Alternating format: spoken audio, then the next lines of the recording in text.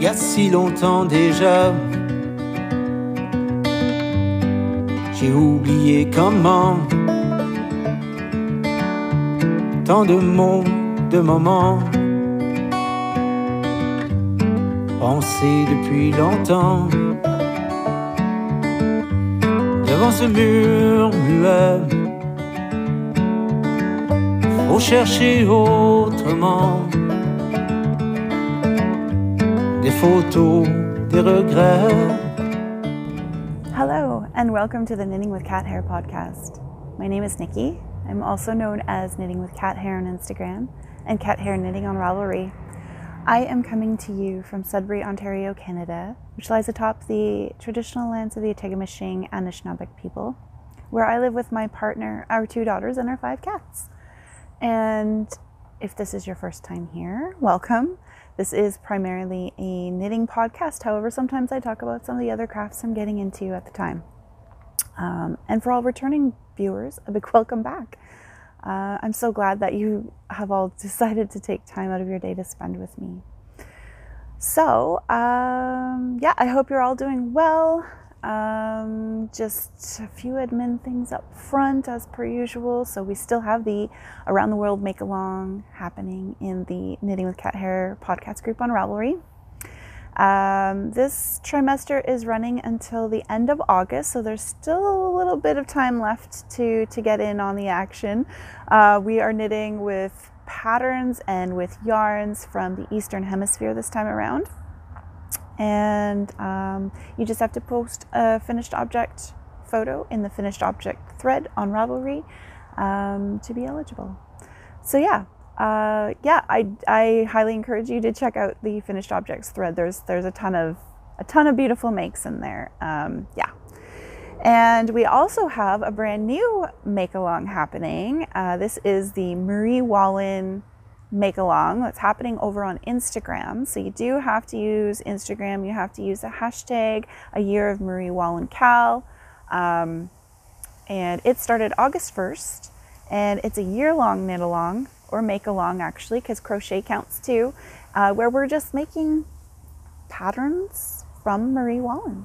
And all you have to do is, again, just use the hashtag and post your whips, finished objects on Instagram, and we'll be drawing prizes from there.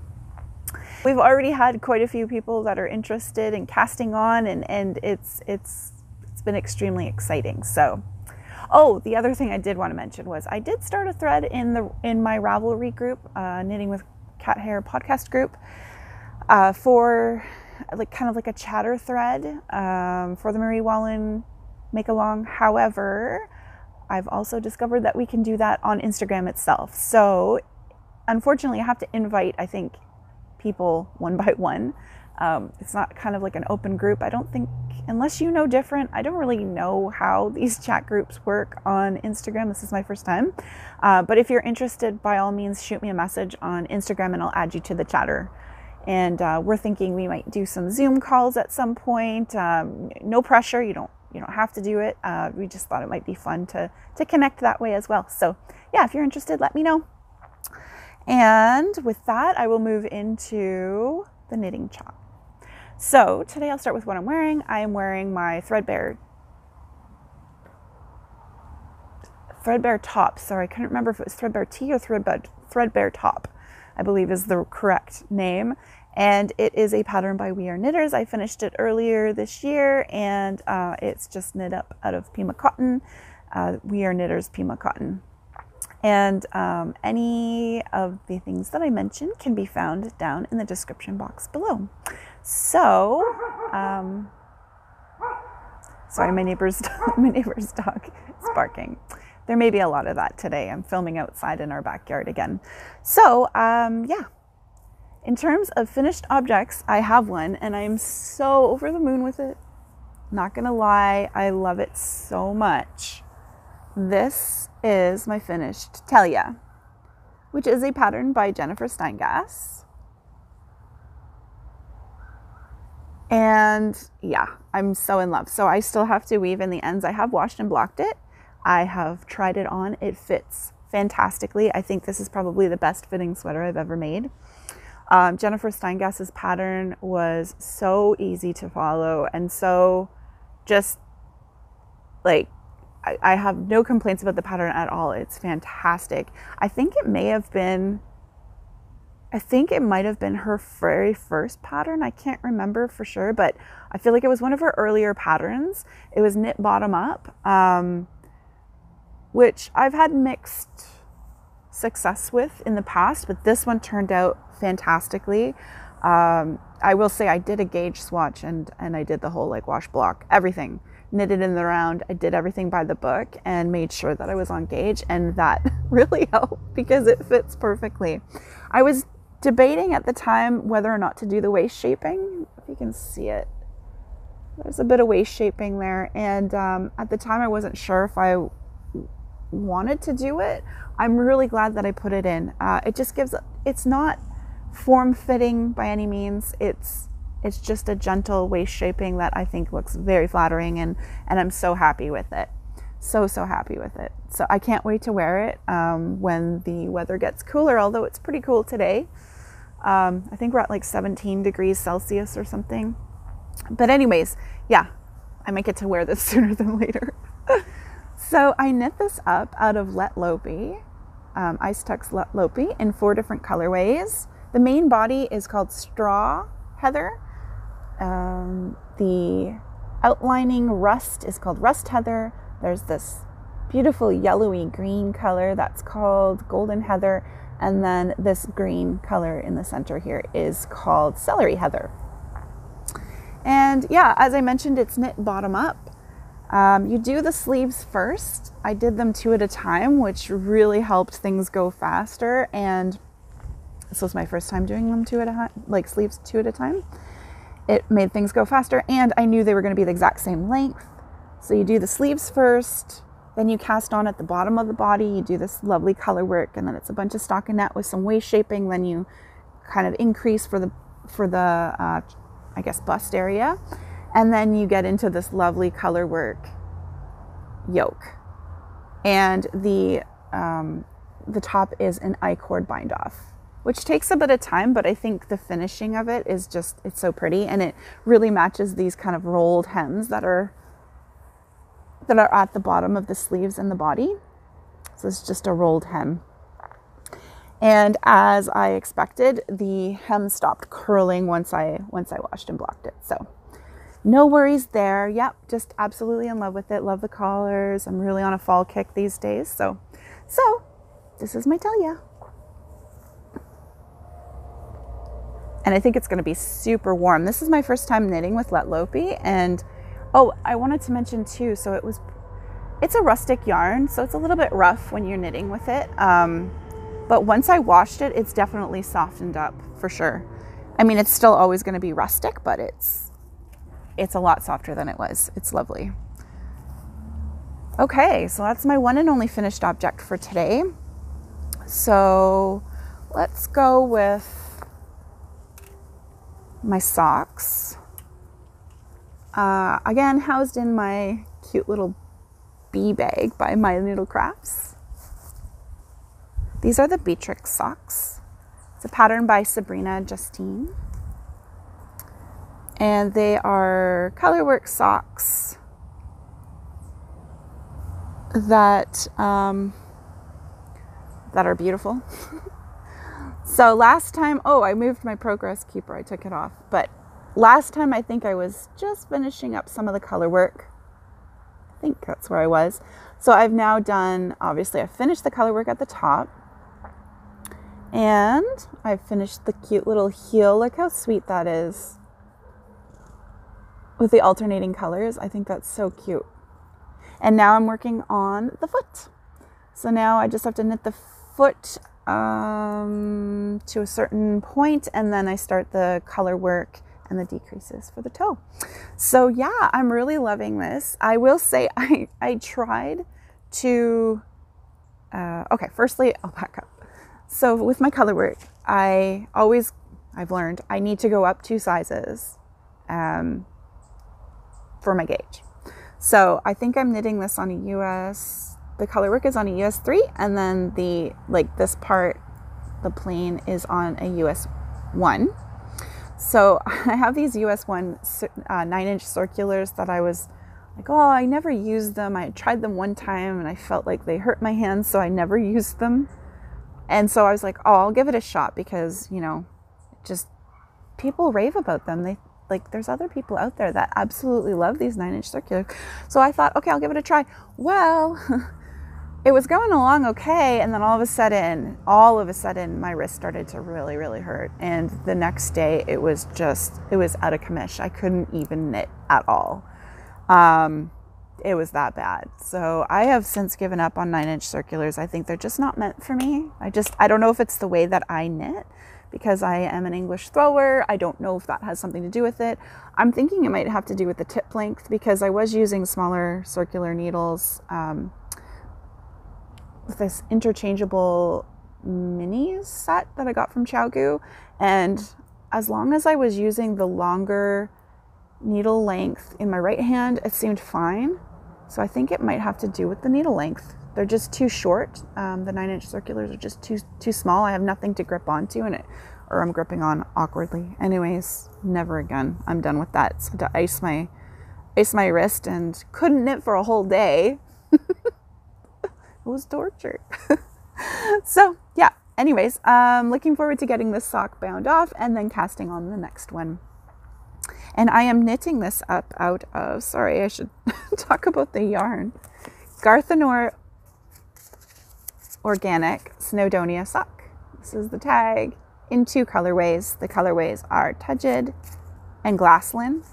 And as I mentioned before, these are a combination of Romney and Hebridean. Yeah, so those are the Beatrix socks. Now we'll move on to 2 new cast-ons that I have. So I actually didn't do any work on my florarium sweater. That's the one I was knitting out of Nutidin. I just started. And I did some work on my partner's westerly pullover that I showed, the ancient whip, last time. I'm almost done the first sleeve, but I just thought it's kind of boring to show, so I didn't bring it along with me today. But we'll move on to my 2 new cast-ons. So I'll start with this one, housed in this adorable blue rabbit house bag. This is Boris the polar bear. So I showed the yarn for this last podcast episode. This is the Noro Silk Garden. It is 45% silk, 45% mohair, 10% wool. And I'm using 3 different colorways. Okay, so these are the 3 colorways I'm using. These 2 look very similar. They are not the same. This one is number 341, and this one is number 418, and this one is 267. And these I am using to make the Nightshift by Andrea Mowry.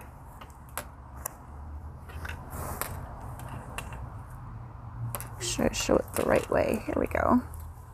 So this is what I have so far. Oh. It's so pretty. It's a very addictive knit. It's so fun to watch the colors change and interact with one another, because I never know which color is coming next. So what I'm doing is I'm using this one, the kind of neutral color, and I'm holding that one, or using that one throughout as the base color. Oh. And then alternating with the other, like, more colorful ones. And this is a mosaic knit. So it's not actually color work. It's just slip stitches, which creates this really cool pattern. And I'm loving it. It's so pretty. I haven't gotten into any of the really, really bright colors yet. I'm sure they're coming. It'll be interesting, because this is very neutral, and I'm actually really, really loving the neutrality of these colors right now. We'll see how it looks when it gets a little brighter. But yeah, I'm not doing anything to alter it. I'm just going with the flow, whatever color comes next. So I noticed there's a lot of peach and orange coming kind of one after each other, but I still like it. And I am knitting this up on, I think I went down a needle size. I'm using a US 7. I think it calls for a US 8. But I cast this on while we were camping, and I only brought the 7s with me. I think my 8s are in use, so I had to go down to the 7. But it's fine. I find with Andrea Mowry patterns, I've knit quite a few of them. I'm a lot of a, like, I guess I'm a much looser knitter than she is. I always have to go down needle sizes. So I think it's fine. The texture feels nice. So yeah, that's my Nightshift. And my last new cast on is for A Year of Marie Wallin Cal. So I cast on my chestnut cardigan. Okay, so it's not going to look as pretty as it did before last podcast, but these are my yarns. They're housed in this beautiful handmade Tongan basket that my mom brought me back from Tonga when she lived there, I think, for about 6 years or so. So yeah, it's a beautiful basket, and it's perfect for housing all the colors. They all fit perfectly. So yeah, just so you know, this is the chestnut cardigans by Marie Wallin, obviously. It is a all over colorwork cardigan that's knit flat in pieces and seamed. It's you start with the bottom. It's bottom up. So you start with actually the back ribbing, and it's this lovely corrugated rib. Oh my gosh, I'm in the middle of a row. How dare I? So let's see if you can see that. This is the corrugated rib. So it's basically you knit all of so I've knit all of the raw colors, so that's like kind of the beige color, and then the purl stitches are in between, are the different colors, and there's like I think 6 different colors in there. It just looks so cool. Maybe if I spread it out you can see a little better there. Yeah, and then I've started on some of the color work.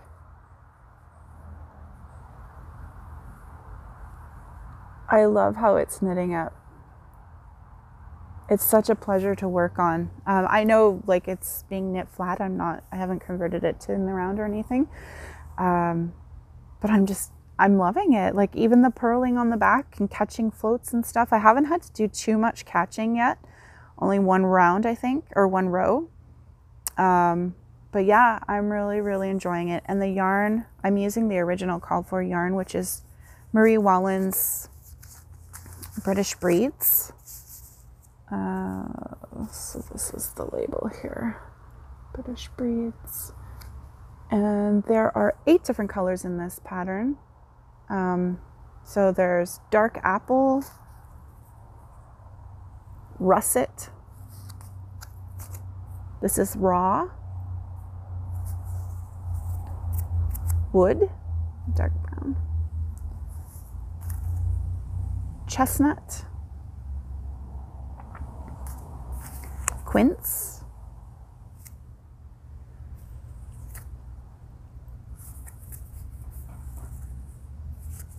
lime flower, and udenil, which is probably my favorite, as I love all things tealy, turquoisey colors. So yeah, real pleasure to knit. I am using a US 4 needle for the color work.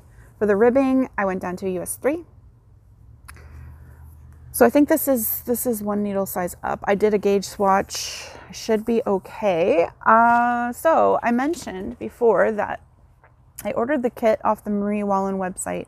She was having a sale. And so the kit is for small, medium, large. Like, it's a one kit for all 3 sizes. It doesn't matter which size you want in it, you get the same amount of yarn. So as I mentioned, that large was, I think, to accommodate a 40 to 42 inch bust. I have a 45 inch bust, so I was kind of like, it's going to be a little snug, but wasn't going to do it up anyways, so I figured it would be okay. I looked into it and found out that there is an extra large and at least another extra large, I think it goes up to. So it's not super size inclusive. The extra large accommodates a 44 to 46 inch bust. So, and I realized I only needed 3 more skeins of yarn in addition to the kit I had already ordered to be able to make the extra large. So it made sense that I should actually make something that fits. But the problem is the pattern, and I don't want to give away the pattern. Can I? Anyways, the pattern only has sizes S, small, medium, and large in it, even though there is a pattern out there that speaks to the extra large and extra large. So I was starting to do the math and trying to convert it to the extra large size and blah, blah, blah. And I was like, this is a bit of a headache. Why don't I just contact them and see if they'd be kind enough to send me the extended sizes pattern? So I did. And within 24 hours, Marie herself got back to me and sent me the extended pattern size, which I was so thankful for. I just wanted to let you guys know because I think customer service is an important aspect of a business, and the customer service was obviously like fantastic. She didn't have to do that. Like the kit does not come with those sizes. So anyways, I thought it was really kind of her to do that, and I just wanted to let you guys know. So great customer service over at mariewallin.com. I'm not sponsored, by the way, just so you all know. I'm not sponsored by anybody. I just talk about what I love. And yeah, so that's that. So I'm making the extra large size and really, really, really enjoying it, and can't wait to see others casts on. We have so many people who are interested in making a Marie Wallin design, and just a few things. So I'm by no means an expert. So I've had to look into things for sure. So a few things that you might want to be aware of if you're new to color work in general. So it's going to be really important that you first establish your dominant colors. So which color you want to be the background color and which color you want to be the foreground color, because there is a difference and you have to stay consistent. That's one of the biggest things, right? Is to stay consistent. So what happens is you're always going to want one color to go over top of the other. And the one that goes, for me, and because I only knit English throwing, I don't know, from my perspective, the color that goes over top of the other color is always the background color for me. And the color that goes underneath is the one that's going to pop out more.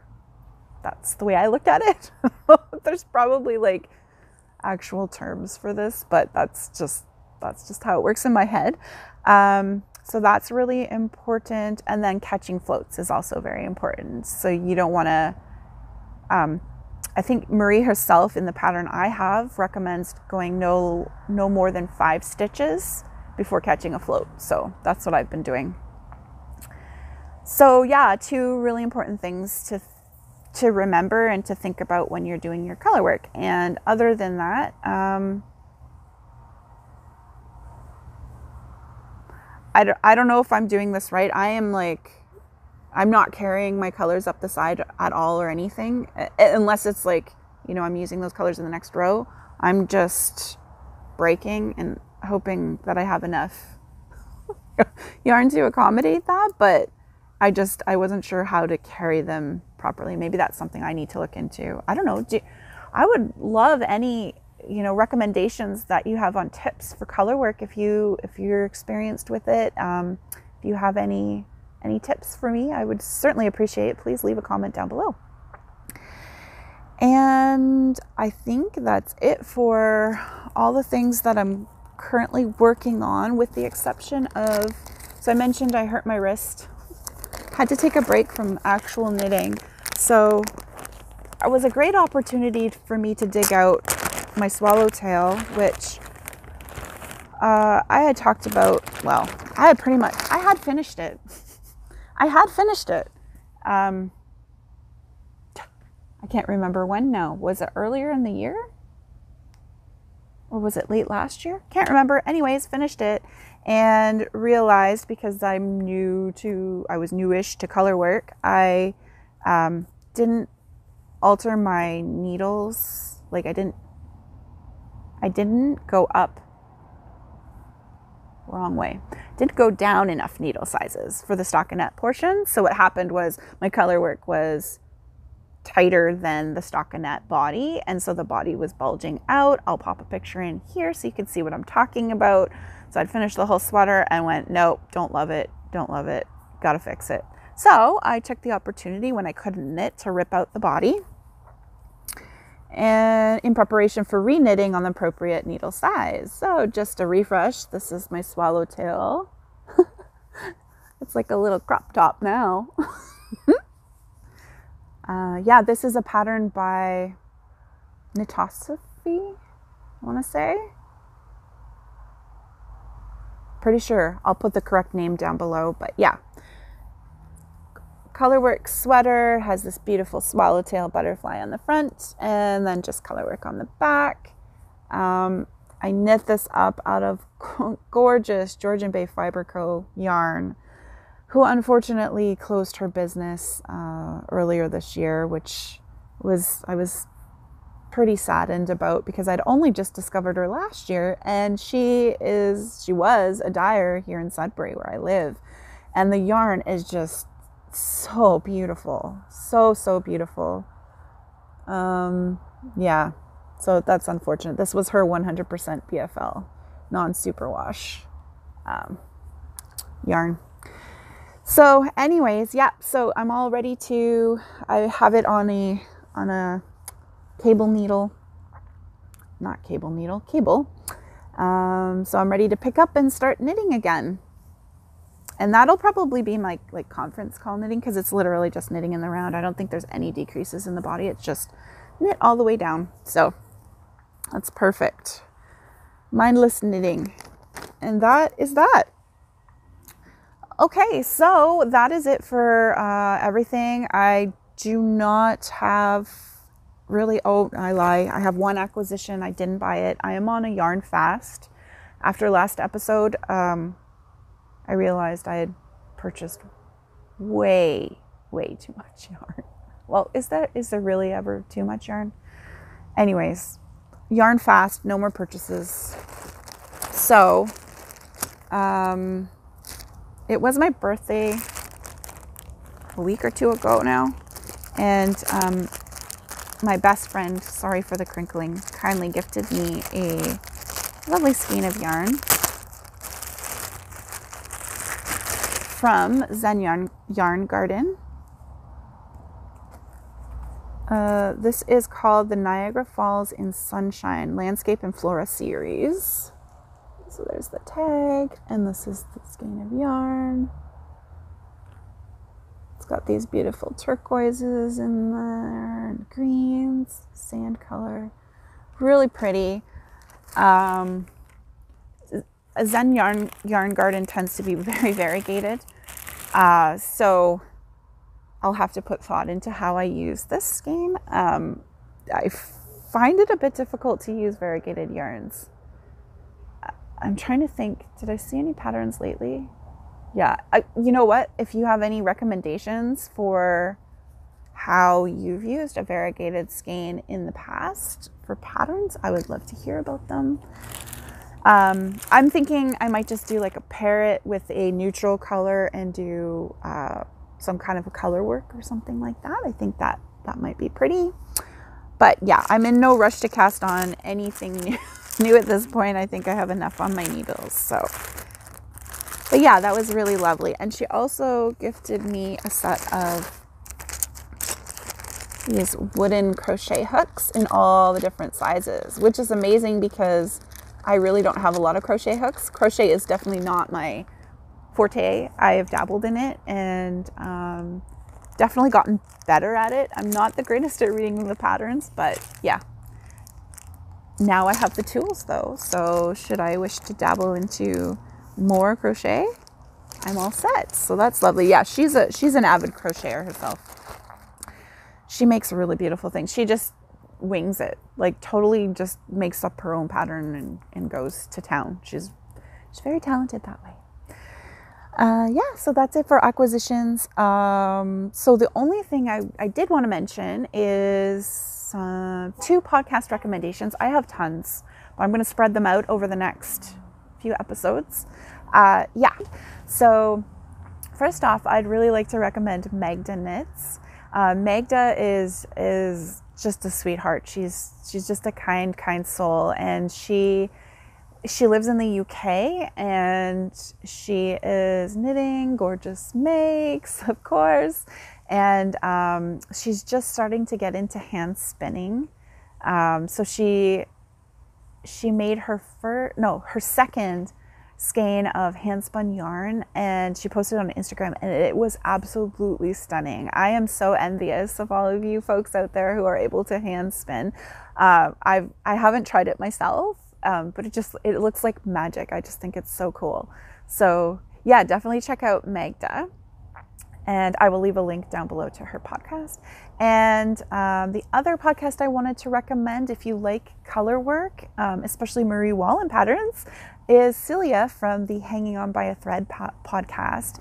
She has the most amazing eye for color. She's knit all these color swatches in preparation for color work projects that she's going to be casting on, and the sense of color that she has in combining these different yarns is just phenomenal. Like, I'm so envious. She's definitely got a beautiful eye for color, and she's made so many gorgeous color work projects. So yeah, I definitely highly recommend you check out her podcast, and we'll put a link down below. Yeah, so that's it for all the knitting chat, I think. Now I'll move on to life stuff. So yeah, my partner and I finally got our second dose of the vaccine, so we're fully vaccinated, which is fantastic. Things are starting to open up here in the province of Ontario. Actually, pretty much everything's open with restrictions, like number of people allowed in stores and stuff like that. We still have to wear masks and all that kind of stuff, of course. But it's nice to see things starting to open up. There's talk of return to work for my work. So yeah, that might be happening soon too. I don't know how I feel about that, to be honest. I've actually really enjoyed working from home, so it's going to be quite the transition to go back to an office setting. But yeah, I guess it's a sign that we're moving in the right direction and things are returning to normal. So that's good news. I mentioned it was my birthday a few weeks ago, and it was lovely. I just had a low-key birthday with my family. They spoiled me. My partner got me this lovely Canon camera for my birthday, and I'm just starting to look into how to use it. It's so over my head. I am not an expert in photography, so I'm trying to watch videos and learn how to use all the different settings so I can take the best photos. Been practicing on some flowers in the yard. Yeah, so that's fun. And my daughter made me the most amazing birthday card and portrait, I guess. She drew me anime style. And yeah, very sweet, very, very sweet. And then my best friend took me out for a nice luncheon the day after, and that was fun. That was the first time I've been out. We sat on the patio at a local restaurant, the Fromagerie, and had a cheese platter. And that's the first time I've been out since, well, to a restaurant in, I can't even remember the last time, before the pandemic. So that was really nice. And what else has been going on? We went camping a few weekends ago. It wasn't our best camping trip. I knew it was going to rain, but we had already booked it and we weren't backing out. So we tried to prepare as best as we could, but unfortunately we were not prepared for our tent leaking. So we got some water in our tent. Luckily the girls, our 11-year-old, and she brought her friend with her. I had bought them a brand new little tent just so they could have their own space, and their tent did not leak, so they were comfortable and dry, which was awesome. My partner John and I ended up having to sleep in the vehicle one night, just because we had a foam mattress, and it's like a big sponge, a giant sponge is what it is. Soaked up all the rainwater, so it was totally unusable. So yeah, we slept in the vehicle, which wasn't comfortable. But anyways, kids had a good time. That's all that matters, right? Oh, and I just want to say, so the first night we were there, it didn't rain, so we had a campfire. And for the very first time, I bought Jiffy Pop. I would really love to know if you guys have ever used Jiffy Pop, and if so, what your experience was with it. So firstly, Jiffy my ass. We popped that thing for at least 30 minutes over the campfire, and this was a good fire going.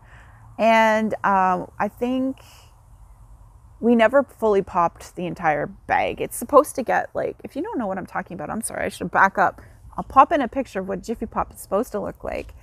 Basically, it's popcorn that you put over the campfire, and it's supposed to get big and like pops so that you have like this big giant tinfoil like explosion.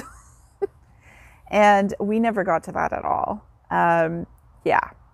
And then, so we gave up after half an hour. I had heard a few popping corn, corn popping, whatever, cut it open. It looked okay, but it smelled like burnt popcorn, and everything tasted like burnt popcorn. And there was like a handful of popcorn. Terrible experience. Don't know what we did wrong. But yeah, let me know if you've had any better experience with Jiffy Pop, and if we were doing something wrong. Leave a comment down below. So that was that. It was a fun anyways. Yeah. So, and then other than that, we've done a few trips to provincial parks in the area, just day trips, gone swimming, the beach, stuff like that. Yep, I think that's about it. So I will leave it there. If you enjoyed this video, please do like and subscribe. And if you have any questions about anything I've talked about, don't be shy. Don't hesitate to send me either an email or a message on Instagram or Ravelry. So yeah, I'll see you all in 3 weeks. Take care. Bye.